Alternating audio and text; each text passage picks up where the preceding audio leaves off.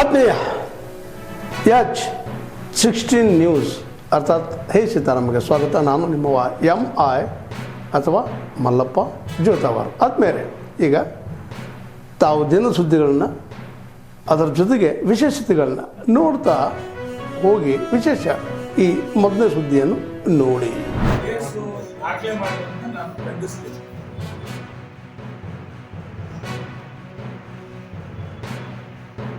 ಹರೀಶ್ ಅವರ ಹೋರಾಟಕ್ಕೆ ನಮ್ಮ ಪಕ್ಷದ ಸಂಪೂರ್ಣ ಬೆಂಬಲ ಇದೆ.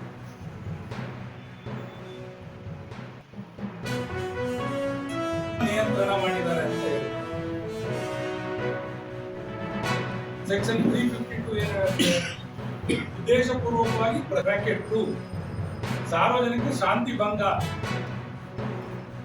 ಕೇಸ್ ದಾಖಲು ಮಾಡಿದ್ದಾರೆ.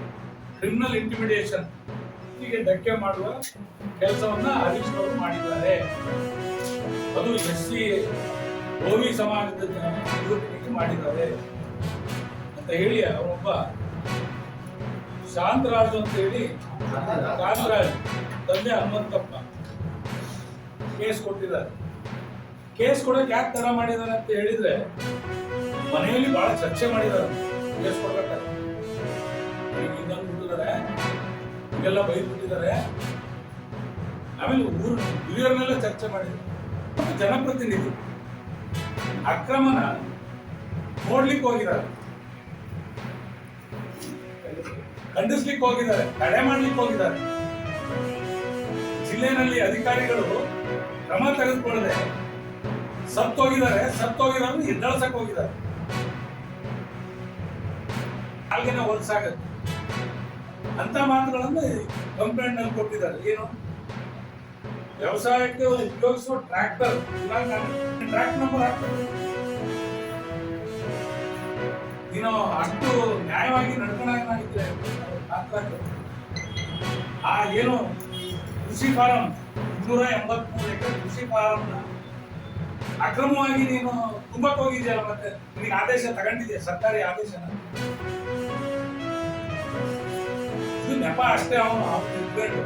ಇದು ರಾಜಕೀಯ ಹಿನ್ನೆಲೆ ಇದೆ.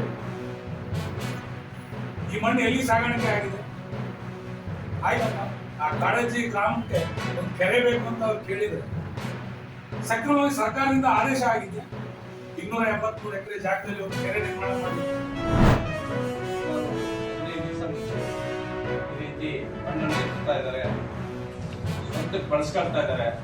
ಸರ್ಕಾರಿ ಸ್ವಾಮ್ಯದ ಜಾಗದಲ್ಲಿ ಒಂದು ಕಂಪ್ಲೇಂಟ್ ಮಾಡಿದರೂ ಸಹ ಜಿಲ್ಲಾಧಿಕಾರಿಗಳಾಗಲಿ ಜಿಲ್ಲಾ ಪೊಲೀಸ್ ವರಿಷ್ಠಾಧಿಕಾರಿಗಳಾಗಲಿ ಅದರ ಬಗ್ಗೆ ಯಾವುದೇ ರೀತಿಯ ಗಮನ ಹರಿಸದೆ ತಟಸ್ಥ ನಿಲುವನ್ನು ತಾಳಿರುವುದನ್ನು ಖಂಡಿಸಿ ಮೊನ್ನೆ 12ನೇ ತಾರೀಕು ಸ್ವತಃ BP ಹರೀಶಣ್ಣವರು ಮತ್ತು ಗ್ರಾಮಾಂತರ ಸಬ್ ಇನ್ಸ್ಪೆಕ್ಟರ್ ಪ್ರಭು ಮತ್ತು ಕೃಷಿ ಅಧಿಕಾರಿಗಳು ಸೇರಿ ಕಾಡಜ್ಜಿ ಏನು ಕೃಷಿ ಇಲಾಖೆ ಜಾಗದ ಜಮೀನಿದೆ ಅಲ್ಲಿ ಹೋಗಿ ಸ್ಥಳ ಪರಿಶೀಲನೆ ಮಾಡುವಂತ ಸಂದರ್ಭದಲ್ಲಿ ಸುಮಾರು ಅಲ್ಲಿ 16 ಲಾರಿಗಳ ಮುಖಾಂತರ ಅಲ್ಲಿಯ ಮಣ್ಣನ್ನ ಎತ್ತಿ ಗ್ರಾವಲ್ ಎತ್ತಿ SS ಮಲ್ಲಿಕಾರ್ಜುನದ ಒಡೆತನದ ಜಾಗಕ್ಕೆ ಆ ಮಣ್ಣನ್ನ ಸಾಗಿಸ್ತಾ ಇರ್ತಕ್ಕಂಥದನ್ನ ನೋಡಿದಾಗ ಇದು ಯಾರ ಅನುಮತಿಯ ಮೇರೆಗೆ ಈ ಮಣ್ಣನ್ನ ತೆಗೆದುಕೊಂಡು ಹೋಗ್ತಾ ಇದೀವಿ ಅಂತ ಹೇಳಿ ಪ್ರಶ್ನೆ ಮಾಡಿದಾಗ ಕಾಂಗ್ರೆಸ್ಸಿನ ಕೆಲವು ಗುಂಡಾಗಳು ನಮ್ಮ ಶಾಸಕರ ವಿರುದ್ಧ ಅವಹೇಳನಕಾರಿಯಾಗಿ ಮಾತನಾಡಿದ್ದಲ್ಲದೆ ಇದನ್ನು ಕೇಳದೆ ನೀರ್ಯಾರು ಅನ್ನೋ ರೀತಿ ವರ್ತನೆಯನ್ನ ತೋರಿದರು.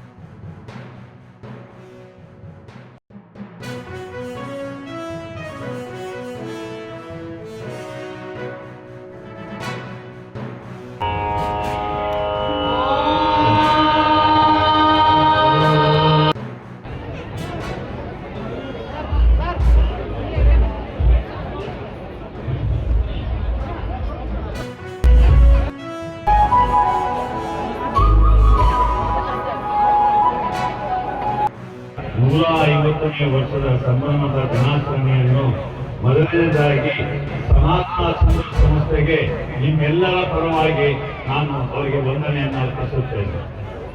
ಒಂದೇ ಮಾತನ್ನು ವಿಜಯಕಲ ವ್ಯಾಪಿಸಿದ ಶರಣ ದಿವ್ಯ ಚೇತನ ಇವತ್ತು ಉದ್ಘಾಟನೆಗೊಳ್ತಾ ಇದೆ. 4ನೇ ವಚನ ಸಾಹಿತ್ಯ ಸಮ್ಮೇಳನ. ವಚನಗಳು ಕೇವಲ ಸಾಹಿತ್ಯವಲ್ಲ, ಅವು ಜೀವನದ ದರ್ಶನ, ಮಾನವೀಯ ಮೌಲ್ಯಗಳ ಪ್ರತಿಬಿಂಬ. ಅಂತಹ ಶರಣರ ಚಿಂತನೆಗಳನ್ನು ಸ್ಮರಿಸುವ ಸಮಾಜಕ್ಕೆ ಹೊಸ ದಿಕ್ಕು ನೀಡುವ ಪವಿತ್ರ ಕ್ಷಣಕ್ಕೆ ನಾವು ಇಂದು ಸಾಕ್ಷಿಯಾಗುತ್ತಿದ್ದೇವೆ. ಸಮತೆ, ಸಮಾನುಭೂತಿ, ಕಾಯಕ ಮತ್ತು ದಾಸೋಹ ಎಂಬ ಶಾಶ್ವತ ಮೌಲ್ಯಗಳನ್ನು ಜನಮಾನಸಕ್ಕೆ ತಲುಪಿಸುವ ವಚನ ಪರಂಪರೆಯ ಮಹತ್ವವನ್ನ ಪುನರುಜ್ಜೀವನಗೊಳಿಸುವ ಉದ್ದೇಶದಿಂದ ಈ ವಚನ ಸಾಹಿತ್ಯ ಸಮ್ಮೇಳನವನ್ನ ಆಯೋಜಿಸಲಾಗಿದ್ದು, ಈಗ ನಾವು ಈ ವಚನ ಸಮ್ಮೇಳನದ ಉದ್ಘಾಟನಾ ವಿಧಿಗೆ ಮುಂದಾಗಿದ್ದೇವೆ. ನುಡಿದು ನಡೆದು ಸ್ಪಷ್ಟೀಕರಿಸಿದ ಸಾಹಿತ್ಯ ವಚನ ಸಾಹಿತ್ಯ.